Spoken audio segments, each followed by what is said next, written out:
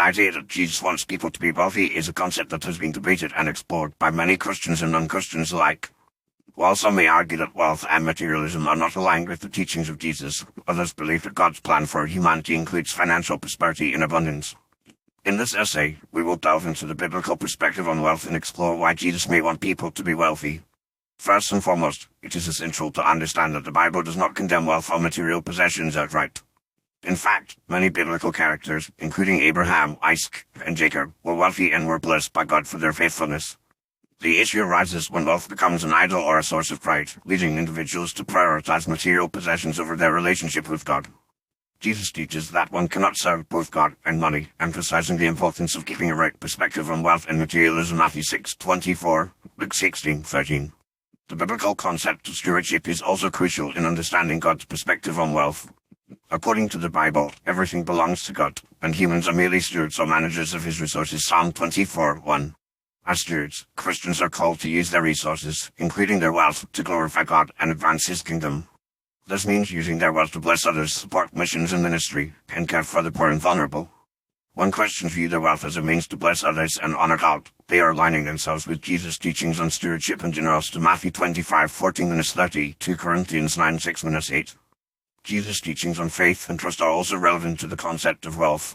In the Bible, Jesus encourages his followers to trust in God's provision and care, rather than relying on their own abilities or resources. Matthew 6:25-34, Luke 12:22-31. This does not mean that Christians should be passive or lack initiative, but rather that they should trust God to provide for their needs and guide them in their financial decisions. When Christians trust God with their finances, they are able to experience peace, freedom, and joy, even in the midst of financial challenges. Moreover, Jesus' teachings on abundance and prosperity are often overlooked or misinterpreted. In John 10:10, Jesus says, "I have come that they may have life, and have it to the full." This verse suggests that Jesus wants his followers to experience abundant life, which includes financial prosperity and well-being. The Bible also teaches that God's plan for humanity is to prosper them, not to harm them. Jeremiah 29:11. This means that God wants his people to thrive and flourish in all areas of life, including their finances. The Bible also provides examples of people who were wealthy and used their resources to bless others and honor God.